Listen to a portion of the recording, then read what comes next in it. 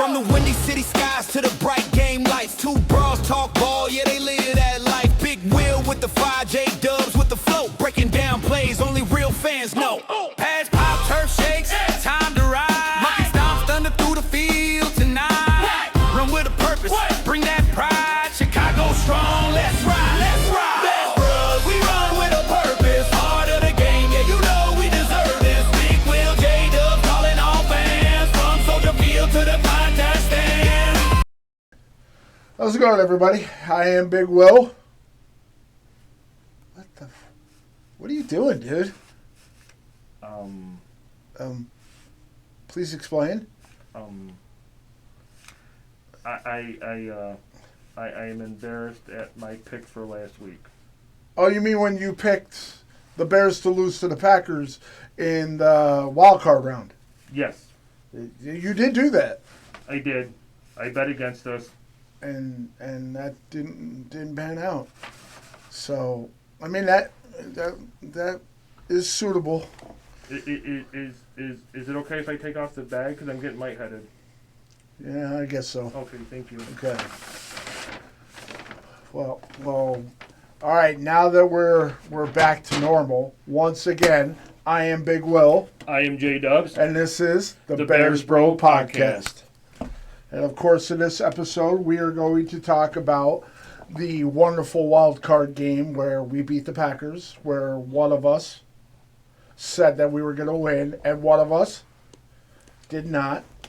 And we're going to give our preview of the divisional round that we are still in the playoffs. But hold on. So I thought that, because I called it against the 49ers and I called it against the Lions, I just figured that because of what I've been saying for weeks is we're not supposed to be here. And I sincerely apologize not only to my co-host For putting that negative juju in the street like I talked about. But and, the millions and millions and millions of the Bears fans. I had to give a shout out wrestling. He's a big wrestling fan. I'm smelling what you're cooking. So I apologize. And I'd also like to say that I'm glad I did not send Will to the emergency room after we won. Oh my gosh! I do believe I think you're on the. Yeah. You're out 4 weeks. Your rotator cuff. Yeah. I think. I was on the injury report. He did. I still showed up. He showed up on the injury report, and also, got to give a special shout out to your wife Holly. I'm sorry that I got up off the couch in that rage and that fury. I forgot that you were. She sat over by her husband for good luck, and she did bring good luck. Let's give context of what you're talking about so people don't think you're out of your mind. Oh, I am out of my mind. Way out of my mind. You picked the Packers to win, of course you are. So, we're watching the game. We're here. I'm drinking heavily. Yes, he was drinking. Heavily. And we start making our comeback as we normally do, because it's what Caleb and the boys do. And we take the lead. Then they do the Jordan Love running around, throw, and we win the game. And all of a sudden, he stands up. Wait, hold up. I am on the edge of the couch, okay? Out in the living room, we have a Chase Lounge. If you know what it is, it's one of the couches that sit like this, all right? There's a new camera, right?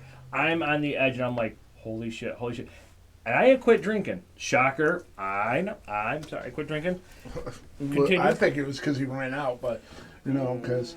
Well, however, so he stands up and rushes at me like a rhino in a freaking field, but scared the crap out of my wife, and I'm like not sure what's happening, and then grabs my arm and pulls, because he couldn't do a normal high five. He's got to give me a rotator cuff injury. So, and in this fury of blurness and excitement, his wife, who I have to give her a shout out. I apologize that all of this scared the shit out of you because she said she saw her life flash in front of her face and she did not know what to think. So yes, thank you for not killing my wife because I've grown used to her. I think so. Yeah, she was a good luck charm. Yep. Yes, she was because we lost the last two games. She didn't get a chance to be there for either game. We lost. So Yep. So let's talk about the game. Boy, was I hyped for that first drive, was I not? yes, you were. Holy crap. 12 or 14 play. I forget how many plays it was, but we got. The only negative is it didn't turn into a touchdown. Again, it turned into a field goal. But we were like, holy shit, this is a long-ass drive. Mm-hmm. We were killing it. And then I maybe blacked out from alcohol. And then the Packers got the ball. And the first and second quarter, they started to monkey stomp us. Let's just keep it real. But I don't know what Ben Johnson said to the team, and especially Dennis Allen at halftime. But we were a completely different team, especially on defense in the second half. You know, because start of the third quarter, it wasn't all that pretty. And here, shocker, stop this broadcast if you've already heard this. I was drinking. I'm yelling at players not even involved in the play, and he's cracking up over in the fat boy chair. And no, that is not a shot hit to him. When I bought it, I'm telling you, it is like this wide. Shamed even when I lose weight. I love the fat boy chair. But anyways, I'm yelling at who came in, Jackson, right? Yes. Came in because we lost T.J. Edwards. Yes, and I got to say, I love the fact that McCaskey ran down after him. Yes. So that was great. But the start of the fourth quarter, that's when it all starts. towards the end of the third quarter, when Caleb Williams was doing what I have said I wanted to see him do, not get in anybody's face, but sit there and take control, take charge. And he's on the sideline pissed off because he was playing bad. And that started that fourth quarter. Wow. And I will say he actually did that a lot during the game. Yep. I know you questioned it when he threw the first interception, and come to find out, Burden didn't run the right route. Yep. So he threw it where he should have been. Not where he was. And a lot of people are saying, oh, why didn't he throw it right to him? That's not how the route goes.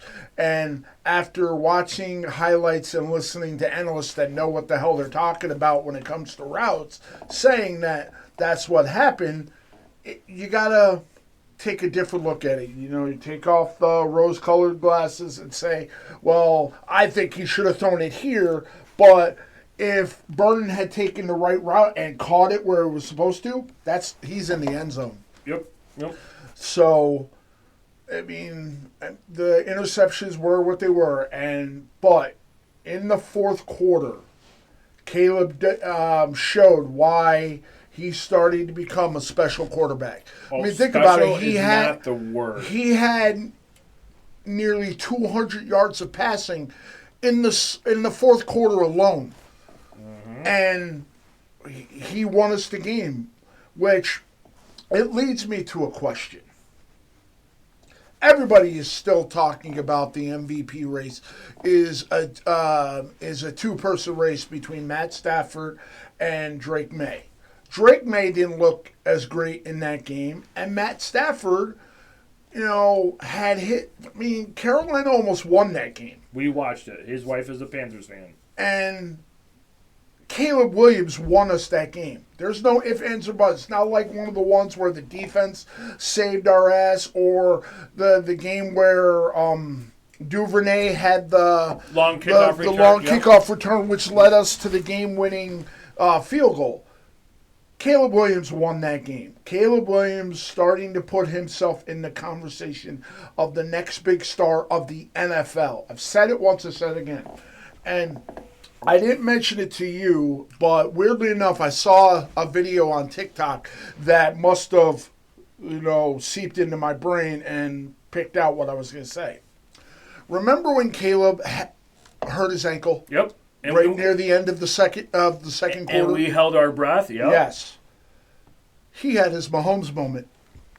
Because remember when Mahomes hurt himself and everybody thought the Chiefs were going to lose it. He came back and it led them to the Super Bowl. He put the cape on, forgot about, you would never know he possibly had an ankle injury. And that was a weird tweak. He was just kind of jogging after he Yeah. threw the ball, and and I just never thought that you'd do a Chris Collinsworth on this show. No, I'm going to go out there. I'm not like Collinsworth where I'll pull a Mahomes reference out of nowhere just for the sake of saying his name. I'm using it as an example of that is when Patrick Mahomes became Patrick Mahomes, when he had moments like that. And people hate on Caleb for not how he plays on the field. Everybody keeps talking about the painted nails. Lil Wayne and Caleb Williams makes you look stupid. And it's the frustrating part about it is that he's not getting the love that he does, even though he was the fans' leading vote in the NFC. Still didn't make the Pro Bowl. And people want to say, oh, well, the Pro Bowl doesn't matter anymore. If you're going to say that I'm not an all-star, whether how you feel about the game itself, okay. So look at the All-Pro votes. You have Kevin Byard lead the NFL in interceptions. Didn't make the list. Yeah, that would an individual who leads the league in interceptions. I mean, that ranks right up there with me picking the Packers against the Bears. Yeah, you did that. I'm still confused about it, and I know the fan in me, I thought we were going to win the game regardless. But the fan in me was saying that we're not losing to Green Bay. And but hold on, now you got to admit, let's keep it real. Sorry, stealing his line. The next 3 or 4 drives were a punt and go for it on fourth. There were times that you and I, there's times that we'll watch the game, we don't have to say anything. It's just here. We both locked eyes like, why? And so what that tells me is I need to start drinking more. And then I get more pissed off. And I drink less and I'm more level-headed. And you know what? That is true. When it comes to us watching the game, he was way more level-headed. I do more drinking my Monsters of the Midway juice than sometimes I do during the game because somebody's got to bring some rationality to it. I'm not like rational. you were saying, why are they blitzing? And the play wasn't even to the middle of the field, and he's complaining about the guy who, from the middle, blitzing, was not the one that stopped the receiver from catching it. But, we were on an excellent podcast last night. We were guests on BWO. Buffalo Corey. World Order. Got to give them a shout out real quick. And I started thinking late last night, and today I was thinking, maybe there was a reason why Dennis Allen was blitzing that linebacker for absolutely no reason. Stop and think about it. We were not even coming close to touching the Packers. Or Jordan Love, right? Until that late in that fourth quarter. Right. Late in the third. Right. When we sealed the game. So, like you said, what did Ben Johnson say to the team and to Dennis Allen? Sorry, Dennis Johnson, sorry. And all the players. So I started thinking maybe that was Dennis Allen trying to keep his job. No, not keeping his job, but like, listen, I gotta do something. So this particular play is Jackson, right, number 48, blitzing for absolutely no reason. He was never going to make the play, but it planted the seed. Now, I don't get philosophical. I don't do. That's his over there. That's his stat. He knows all this. Started blitzing, right? Then you started blitzing this guy. You started Nashawn Wright got a blitz. Didn't get far, but you started Brisker. I'm sorry, but you start planning, and they're like, wait a minute. Where do I need to hurry up and make a mistake, or throw it sooner and the guy's not going to catch it? And what had happened? We started putting pressure on Jordan Love. I think we might have stacked him a few times. Yes. I think Sweat got to him a couple of times, and then they showed a couple of pictures of Booker getting to him, and they were saying that he was hearing Booker in his sleep because everybody still wants to say, that was a dirty hit. Shut up. Kiss my ass. And I also want to give a shout out to because we have talked about we are diehard fans, yep, but we are not the fans that Diehard's an understatement. that don't give credit. I watched a clip at least 50 times today of Christian Watson on the sideline. Yes. He was in awe of the move that Caleb Williams. Everybody's already seen the Caleb Williams. Show him on your phone. Oh, turn it on. Yep. And Nike. if you haven't Capitalize on it. seen the clip, Christian Watson is sitting on the bench. It was 4th and forever. Caleb Williams rolls out, throws this off-balance pass, and Christian Watson is like, I believe he said, "Wow, bro, what the fuck?" I think he said that. I watched it 50 times. He's had that happen to a lot of players because I watched, they were talking to Aiden Hutchinson, who was doing pregame. Yep. And he was talking about there's about 3 sacks he missed not being able to catch Caleb. Yep. And, to me, that's equivalent, to somebody just like, okay, it's the Packers Bears, but Christian Watson is like recognizing. And I think that Game respects game. I think that you have said it on this show many times, recognition. When is Caleb going to get the recognition? Well, now he's got it. And I mean, I listen to sports radio while I'm working because, I have to shop for other people. It keeps my mind sane, And I listen to the Rich Eisen show a lot. Mm-hmm. And Rich Eisen said that is probably one of the best throws he's ever seen. God. Not best throw of the year. It's one of the best throws he's ever seen. And that guy's seen a lot of football. And if I'm not mistaken, that pass should never, if he didn't float it just enough. I mean, it was not a bullet pass. If he did not float it just enough, and who did he throw it to? To Robinson, who if he did not, slowly is coming back. But if he didn't do everything right, absolutely. He put was the ball where Rome needed to be, and that's also shows how much they're on the same page of the fact that is the second time this year he's thrown a ball to a spot where the receiver needs to be. Yes. Not where he led the receiver to it. The DJ Moore touchdown in the end zone. He threw it, and DJ Moore caught up to it. Yep. Rome caught up to that pass, and it was the only person that could catch that was Rome. Yeah, and there was 3 people around him. Yes. So everything had to be perfect, and when he caught that, and the game was on the line because if we didn't catch it, game's over. Yep, and I remember saying, "Holy fuck!" and then I blacked out again. I don't because remember I kept saying that all we needed to do was to get into field goal range to at least tie it and send it into overtime. And then what happens again? DJ Moore basically wide open. Great pump fake. And it was beautiful. And of course, then everybody wants to talk about the handshake and the locker room speech. But what did Matt LaFleur do to Ben Johnson when they beat us in week? He did the exact same handshake. Crickets. Nobody wants to talk about that. No. I was listening on the radio here on the way here, and they were talking about everybody criticizing Ben Johnson for saying "fuck the Packers" and so on and so forth.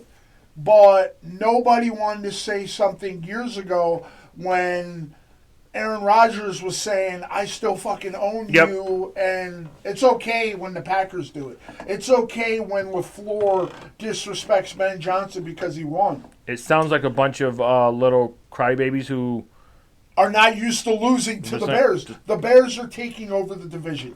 Y'all can try to say, "Oh, we were lucky," blah, blah, blah. You can say that possibly the first game because Love wasn't there. You guys had Love. You guys had Jacobs. You had your receivers except for Tyler Kraft. But, and you want to say, "Oh, because they didn't have Micah." So what? I don't think that would have made much of a difference because we had a chance to win the first game when Micah was there. When Jordan Love was there.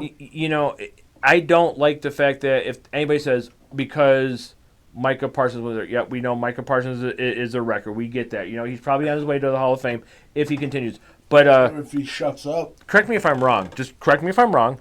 Did we not win a few games without like our entire starting fucking linebackers?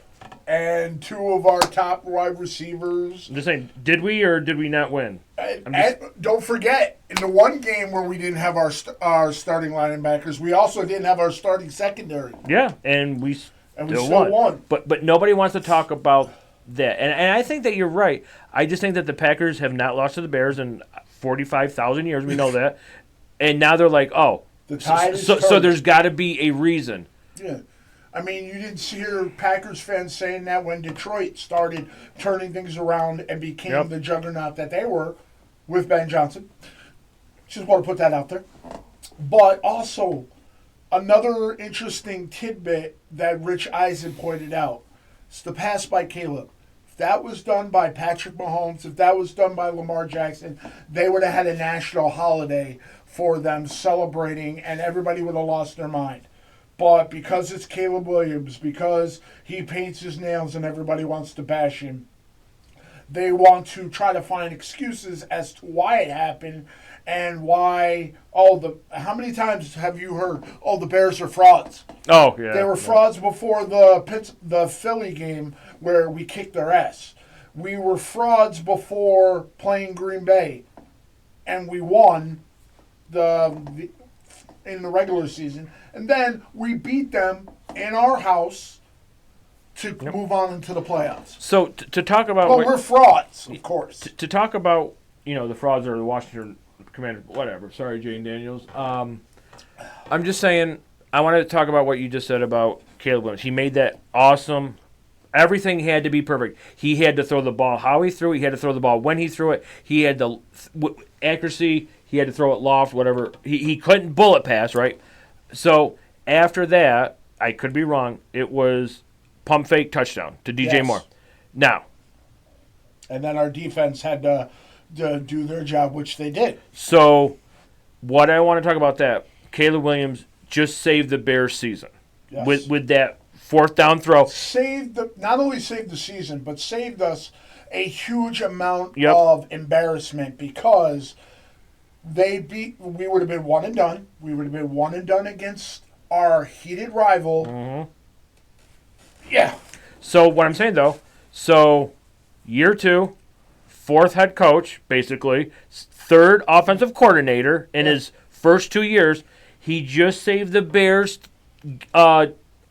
season, right? And leading a team with their 3rd defensive coordinator. Yep. And he gets into the huddle. Not losing any type of momentum, not being cocky, not doing nothing. Comes back, throws a perfect pass for a touchdown. Now, mind you, if this was last year, this is my point. If this was last year, he would not have made. If he would have made the first throw, he would not have made the second throw because he did not have. I don't think he would have made the first throw because, mind you, who did we have last year? Yep, but I'm saying his leadership, his confidence, and his belief. If we don't have Ben Johnson, if we did not have the season that we have, he would not have made that second throw. I'm telling you, he would have made the first throw, but if none of this happened, he would not have made that second throw. Absolutely. Because he knew what he had to do. I'm telling you, he knew what the play was going to. Obviously, he knew what to play, and he knew exactly how, when, and where. And those 2 plays were perfect. Yeah, which they needed to be for it to succeed.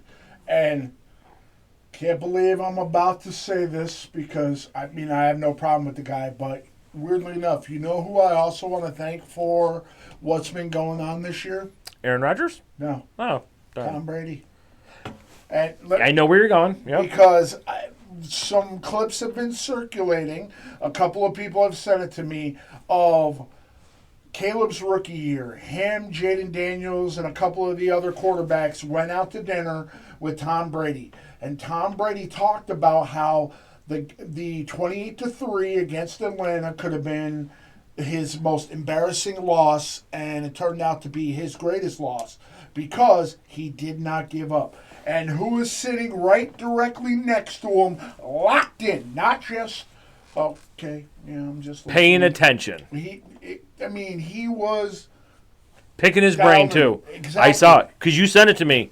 And at first, I'm like, wait a minute, what the hell is this? I'm like, oh, shit, I started watching. And, you're right. There were some other people, I'm not going to throw out names, they were just like, but Caleb Williams is like. And never skipped a beat. He's like, you don't see him like looking around, not, paying attention to people around him. He was solely listening to Tom Brady. And it showed that he has made now the 7th comeback win in a magical season. Not 1, not 2, not even 5, 7. See, I really thought you were going to do the LeBron James thing. I was waiting for I believe, it. didn't he get up to the number 7? He was like, not 1, not 2, not 5, not. Well, I was trying to speed up the process. That's what I thought you were going with. But no, but like when you sent me that clip, I watched it, and I'm just saying, most first overall selections, what no matter what, maybe wouldn't be that attentive. Maybe wouldn't have been that like, okay, listen, I need to pay attention. And I am very much impressed because Tom Brady speaks highly of Caleb Williams. Absolutely. Numerous times. But, I want to talk about another individual. I know you have, it's your man crush. I have no problem. If you're going in the direction that I'm going, I'm going straight and I'm going deep. A little crookedness. But anyways. Do you really think we're never going to do a show and not make you break character? Okay, listen. I have a question. Why did we not draft Tyler Warren? I'm still wondering that one. Because everybody said that Tyler Warren was going to be the number 1 tight end in this class.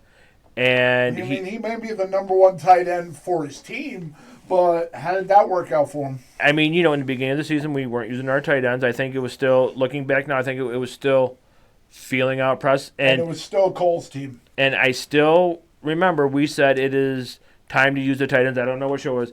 But it was part of the missing person report. Colston Loveland. That kid's becoming. How many catches? 9, 10? For what? Sorry. My old age is. For like what? Well, he had over 100 and some odd yards. He had a touchdown, didn't he? No, he got the 2-point 2-point conversion. Yes, the key, pivotal 2-point conversion because we needed that to go within striking distance. But continue. Okay. So the reason why I want to talk about Colston Loveland is he had 8 receptions for 137 yards. Okay. Now, Caleb Williams, I'm going to repeat myself, 4th head coach, right, or 3rd head coach, 3rd offensive coordinator, whatever, blah, blah, blah.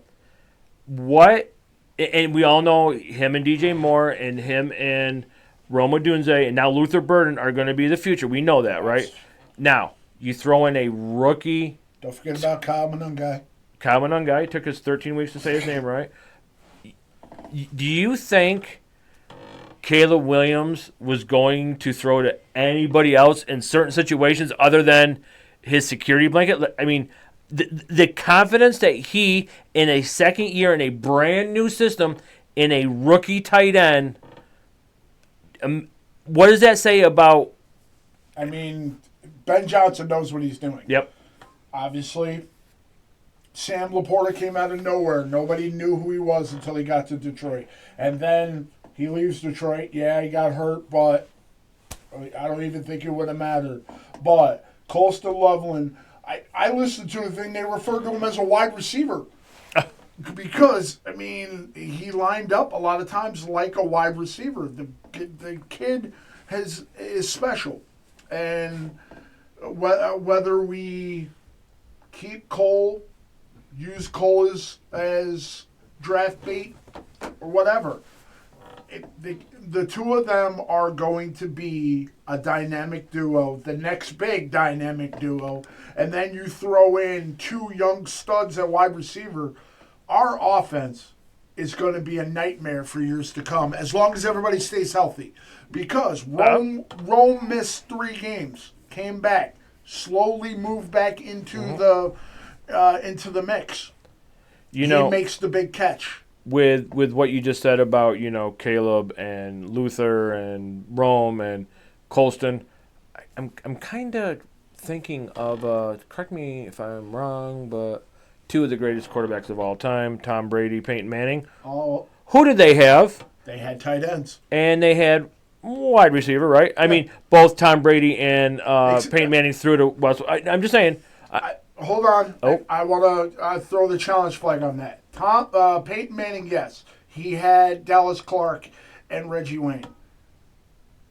Tom Brady he had great receivers, but he never had a true number 1 until he got Randy Moss. Right.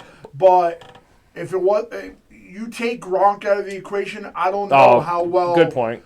How well Tom Brady would have done when it came to touchdowns. Where, if you want to throw the Patrick Mahomes, Travis Kelce comparison in, because when he had Tyreek Hill, because right. Who are you going to guard? You're going to guard Kelce? Okay, Tyreek Hill. Zoom. But touchdown. With the second part of what I was saying was, Peyton Manning had Edgerrin James, Hall of Fame running back.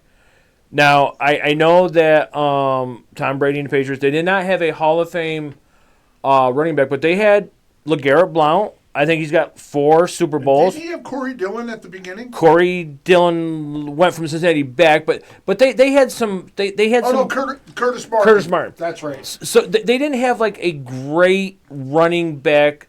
Edgerrin James was great. I mean, gotta give him to you. Gotta give him. But Chicago's got a couple great running backs, I think. And if they decide, I like DeAndre Swift, but he is getting older. Had his birthday yesterday. If you want to keep the youth movement and you bring in another bowling ball type running back to either free agency or in the draft, there's another piece. But correct me if I'm wrong, and you probably will. Didn't Swift get a touchdown? Yes. Now. A nice touchdown at that. Now, I told you 3 or 4 games ago, DeAndre Swift is due. DeAndre Swift knows that his job is in jeopardy. So, as I have been saying, we disagree a lot on this show. I say keep Swift. We know Monangai is going to take over, but what a complimentary back, because this season has been nothing but root for the next guy. High five if somebody could, because for a while there, Monangai looked like he could take over the starting role in any goddamn system. The only reason why I'm going to disagree with you on that is, to me, Monangai is the complimentary back. DeAndre Swift is a starter for a reason. Yep. Because he can catch out of the backfield. He's got that zip of when he hits the hole, he's going to get at least 5, 6, 7 yards. Mm-hmm. And if you try to tackle him, he's going to make you hurt. Where Monangai, there's a lot of times he gets stopped right at the line of scrimmage because he's not the big guy. He's more of the Isaiah Pachenko instead of the. I'm trying to think of a team that had 1-2. He was more Amon Bradshaw, not Brandon Jacobs. When you had the guy the bruiser back, and then he came in with the little scat back. I'm with that. Kind of like when we had Jordan Howard and Tariq Cohen the year that 2018, the last time we won the division. We had the combo backs where Monangai gets daylight. He's taking it to the crib. And I remember you said something about Josh Jacobs said that they're going to be looking to take Caleb out or something along the lines. What did Josh Jacobs do against us? Not a damn thing. I mean, so my point is, he did not back it up. The defense definitely did not back up anything that he had to say. And go ahead. No, I'm just saying. You showed me the clip or the whatever. You basically sat there and said that you're going to try to take out Caleb Williams. That's basically the way I took it. And you lost, and that's another reason why I don't brag a lot about until we win the championship. But I'm just like, hey, Josh Jacobs, where you at? Where you at? And I'm right there with you about the bragging because I pointed it out once before. I have not talked major trash to anyone except for once this year. And it's because my son is a Bills fan. My wife is a Panthers fan. Earlier on in the season, the Bills were playing the Panthers, and my son likes to trash talk, and he takes it a little too far. Oh, boy. And that was the game.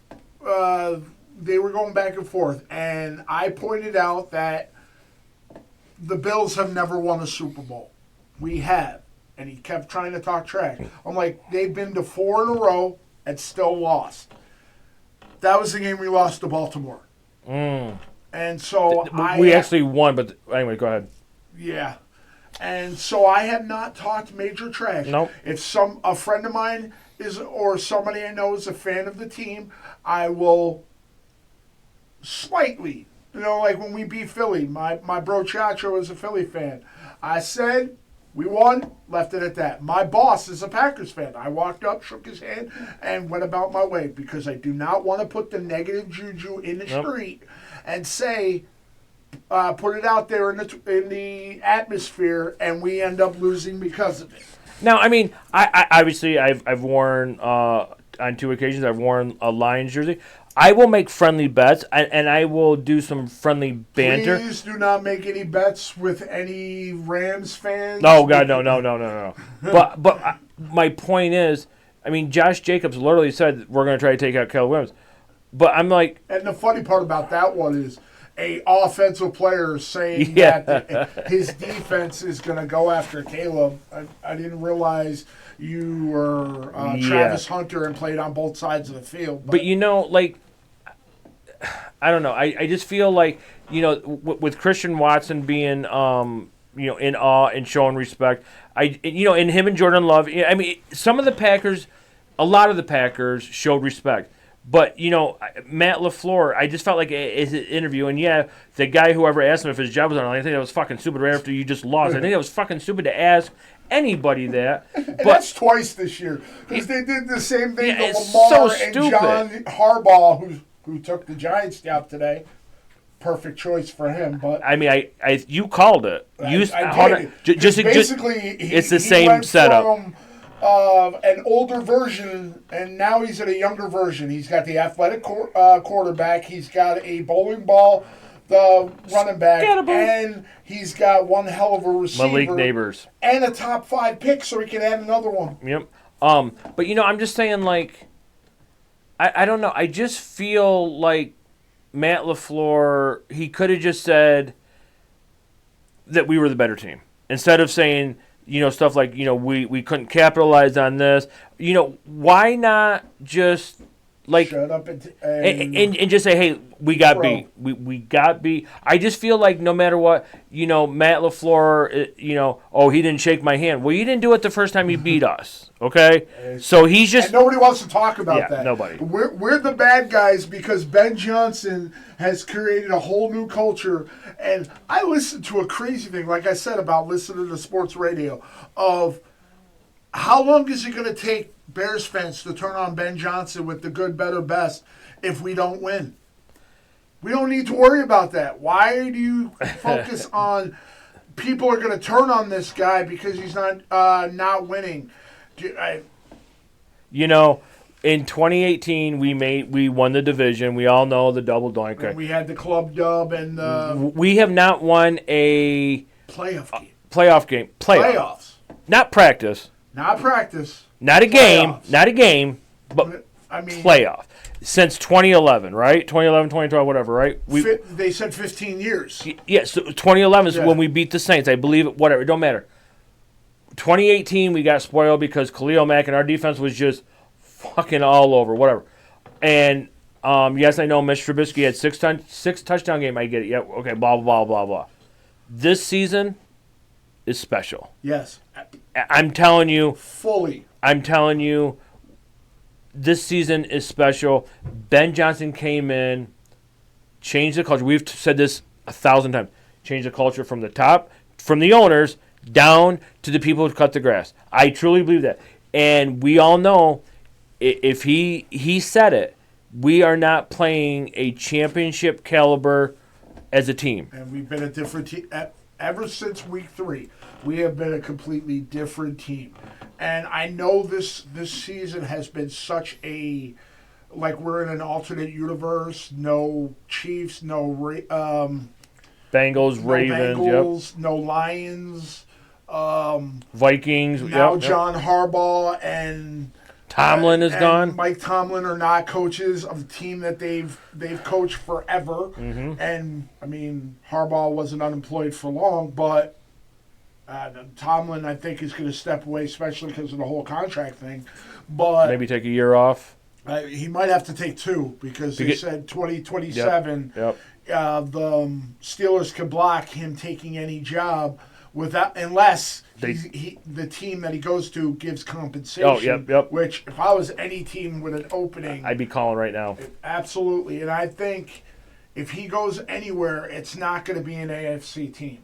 Because, like they at Baltimore had the press conference, and their owner said that how weird would that be if we got Mike Tomlin? That obviously will never happen. He's not going to get the Cleveland job. That would just make people's heads spin. The only spot that I could see him going to in the AFC would be Miami. But I think if he coaches next year, the only spot he goes to is Atlanta.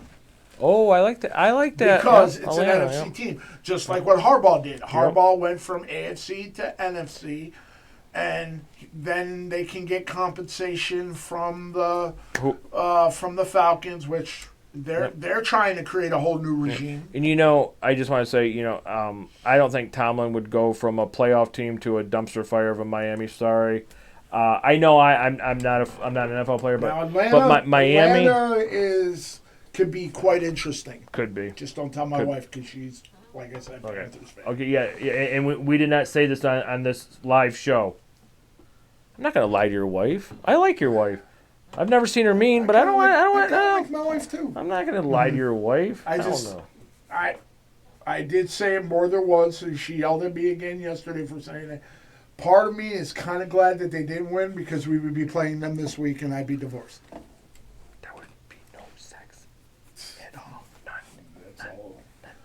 But this leads us into the playoffs. Wait, but hold on. But let's say the Panthers were playing the Bears.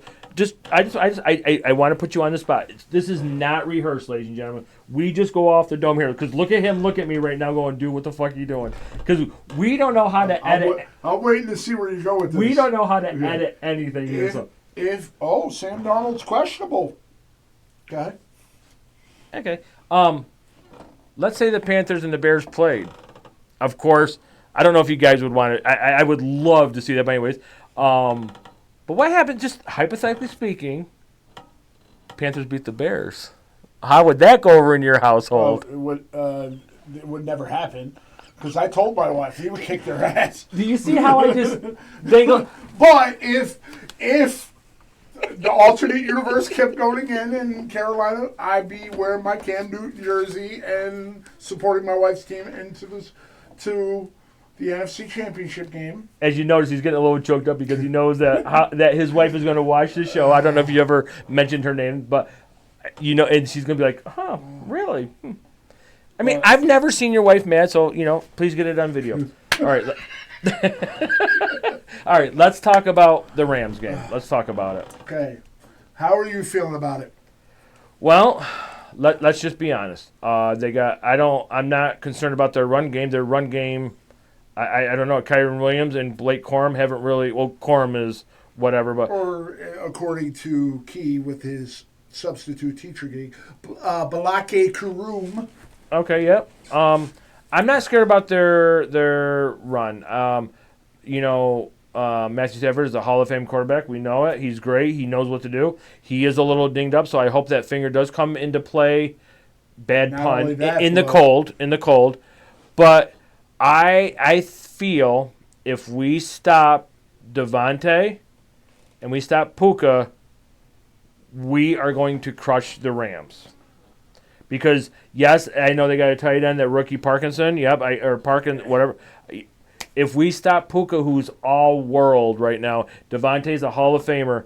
If we stop them, if we get pressure on Stafford, we're going to crush the Rams. Because he's going to make mistakes, especially since everybody tries to say that he doesn't play well in the cold, even though, I mean, yes, Detroit had a dome, but he had to play both Green Bay and Chicago and Minnesota, even though, again, Minnesota had the dome for the longest time.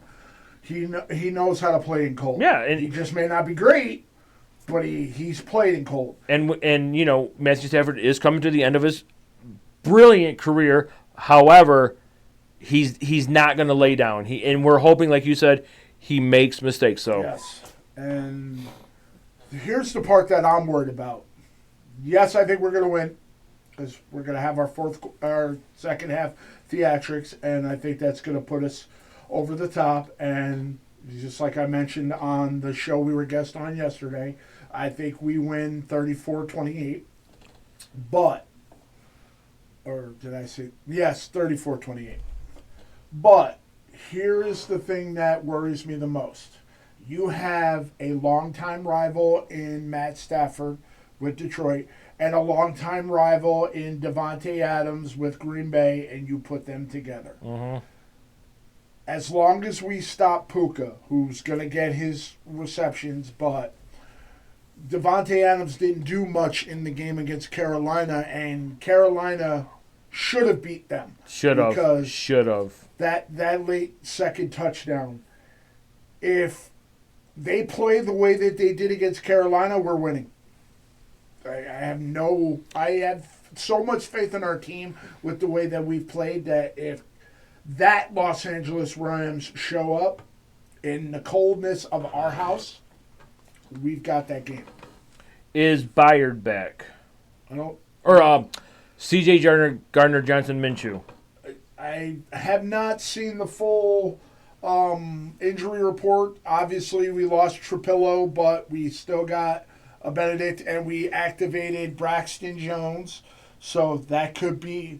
We're getting pieces back at the right time. Again, we weren't supposed to be here. I know we've said it over and over again. We were not supposed to be here. Nobody thought we were going to win the division. Nobody thought we were going to beat Green Bay. And supposedly McVay's going to try to get even for his boy LaFleur. Okay. Yep. I just want to point out real quick before we give our predictions. Currently, according to my little phone here, the weather in Chicago for Sunday at kickoff, if I get to the right place, sorry, my bad. Remember, the game's at 6:30. Yeah, I got it right now. It is 22 degrees with 20% chance of snow. Real feel is 5. Real feel. And what happened the last time they were in a super cold game, Caleb, with 20-mile-an-hour winds threw that dart to DJ in the end zone. Mm-hmm. So obviously the weather's not affecting him. Mm-mm. So it just depends on how it affects a team that plays in California regularly. And he's been out of the NFC North for how many years now? 4? Is it 4 years? At least 4 or 5, because I forget what year they won the Super Bowl. 3 years ago, I think, because, yeah. But, so, I know last night we were on BWO, great podcast. Check it out. Fantastic. Buffalo World Order, right? Yes. Yep. And I gave a prediction of like third. I can't remember what I did. So I was thinking about it today because I was just thinking. I'd like to go first, if that's okay. I'm sorry for what I did the last week. I think we are going to win against the Rams. And lately, we have been a second-half team. We, for whatever reason, I don't know, it's like, it's Chicago, it's cold. It's like an old Buick. You got to let it warm up a little bit, right? Caleb some time to warm up. So I'm going to say this. If we get the ball first, we're going to start off hot, okay? Because the crowd's going to be into it. We're going to falter through a little bit through the second quarter. It's the Rams. It's Puka. Whatever. if Gardner Minshew Johnson is back, that's going to help, right? And then I think what's going to happen is we're going to Kyler at more full strength. okay, and I think Jackson's going to be stepping up because we're without TJ, and I already know TJ's in his fucking ear saying, "Listen, that he's telling him right." I think Chicago is going to refine that number one rushing, and we're going to take just a little bit of pressure off Caleb. Mm-hmm. We're not going to ask Caleb to do too much. We're going to keep that front four, and we're going to keep Landman and all the other linebackers in check. I think this is what I think. I think we're going to win somewhere along the lines of 21-19, 20-18, something along those lines. And I just think with the way we have been playing the timeout. Pause for station identification. Oh my God! Talk to our people. This guy's fucking bladder is like the size of a goddamn grate. Like you have no idea. Like I feel like I have to put a catheter inside him. I don't know. He's just leaving me here talking. I don't know. I don't know. But anyways, as a Bears fan, we are spoiled right now. We are absolutely spoiled for this year. We weren't even supposed to be here. I know it took Ben Johnson a while to install his belief, and I like the fact that he takes ownership, accountability. He makes everybody else take accountability, and we have a coach and a nucleus for the next decade. And I'm not really sure, but I think Will just fell down. I'm not going to go check on him because there's nobody here to take over the show. And if you're listening to this or if you're watching this, please drop comments, something along the lines of hashtag Will fell down or hashtag small bladder or hashtag Will hurry the fuck up. Any hashtag that has to do with Will. Go ahead. So, hey, look who's returning. All right. Sorry. The monsters in the midway juice was flowing through my system. I'm telling you, his bladder, it's like the size of a pea. Sorry. So what did I miss? All right, so you were giving your prediction. What did you come up with? I just think something like along the lines, we're not going to blow them out. But I think it's going to be like a 2019, a 21-18, just something along those lines. I mean, it is the Rams, it's Puka, it's Devontae. But I think that I just think the way we came back last week in the second half, especially that fourth quarter, we shut down the Packers, who Jordan Love threw for 4 touchdowns. We could not stop a fucking cold the first 3 quarters. Yeah, they said he was the first. Him and Josh Allen are like the only quarterbacks to have 4 touchdowns, no turnovers, and still lost the game. Yep. So, I mean, I'm just saying, we found a way to shut down a high-octane offense, and I think the Rams are better than the Packers offensively. So I just think it's going to be something. I don't think it's going to come down to better receivers. I don't think it's going to come down to a last-second field goal, but it's just somewhere in that range. And I just think Chicago is going to rediscover their dynamic running, and we're going to wear them down. And I know that we're not going to be watching the game together. It's just a late game. It's just sometimes it is what it is. But that's my prediction. And again, before I hand it over to you, Bears fans, I apologize that I chose the Packers. Maybe subconsciously, or maybe all the drugs that I do on the side that you don't know about. Maybe I was just subconsciously thinking if I say this, then we'll win. But I just, after what I saw last Sunday, I just wow. So yeah, while you're in going potty, wait till you see the hashtags I told people to put down. Oh, that kind of hurt a little bit. But it hurt? Drink more water, dude. So, here's my on that.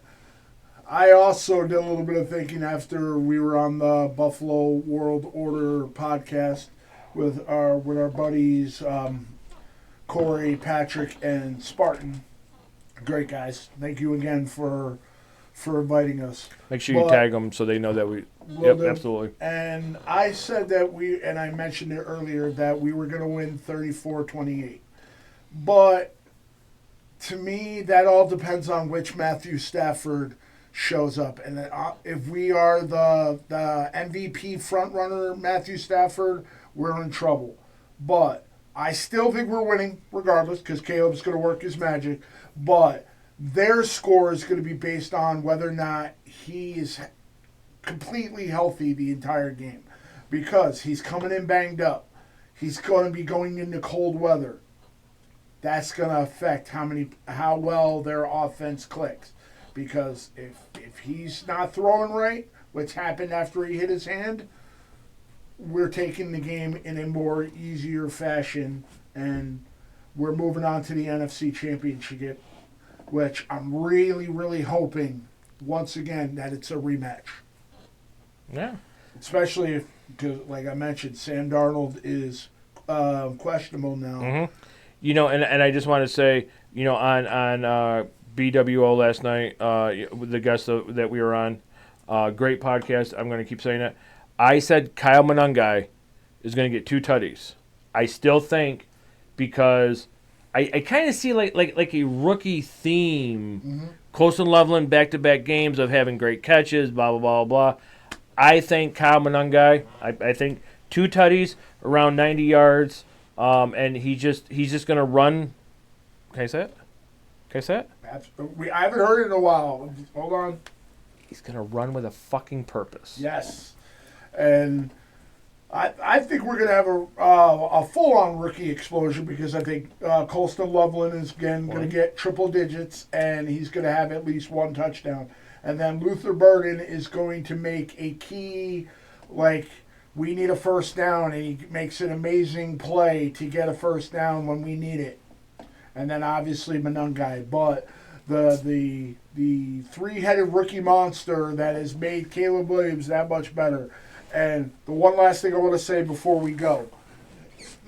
While we were talking about this the last 2 weeks, it made me realize. We talked about Colston Loveland coming on the scene. Cole Kmet's still there. Mm-hmm. Youth, veteran. Running backs, Swift and Monangai. Youth, veteran. Our wide receivers, youth, veteran, because DJ Moore, the last 2 games, has come up with huge touchdowns against the Packers. And I kind of like that, of the fact that we are mixing it up of even the defense, Booker and Sweat, youth and veteran. And who's our third string quarterback that's always in Caleb's ear? Case Keenum. He may be on the emergency list, but even our coaching staff, Ben Johnson and Dennis Allen, if he decides to get his head out of his ass when it comes to the defense, youth and veteran. Yep. I see us making a push. Absolutely. And that's why I think we move on to the NFC Championship and one step closer to our magical season. Again, we're supposed to be here. So, want to thank everybody for tuning in. And hopefully next week we continue not having to do our year in review special for a couple more weeks. But I just want to say real quick, I interrupt you, I apologize. I'm going to be drinking heavily. You know, I've made it very clear if it's a 1 o'clock game, I start drinking at 12:35. I don't know why. It's 6:30 on Sunday. Just remember, you do have to work early the following morning, so don't get too much. I know, but I'm just going to say, after if we lose and I cry and I call you and I bitch about a dumbass player, I'm texting you about something that's not so irrelevant. When I wake up Monday, yeah, I know I'm going to be fuck, we lost, but you know what? We weren't supposed to be here. We were the joke. Quarterback painted nails, new coach, blah, blah, blah. Look at where we are now. That is something to build on for next year. I mean, you think about it, at the beginning power ranking, we were probably in the bottom 5, and now we're in the top 5. Yep. So that's just where I stand with that. Well, if we lose, it's going to suck, but we're going to be okay, and we have something to be proud of. We have something to build on. Because we're going to be enticing to free agents. Oh, God, yeah. And the pieces that we add on in the draft, we have so many building blocks already, and then we're going to keep adding people. And our offensive line happened because guys came to Chicago. Yep. And, I mean, you know which trade I want to happen in the offseason. And if we don't, I'm not going to be upset. But if we do, we're going to we might have a whole episode on it. But I am not ready for this magical season to end. So, Caleb and the boys, we're going to be there with you. And so, again, I am Big Will. I am J Dubs. And this is the Bears Bro Podcast. Bear down, bear down.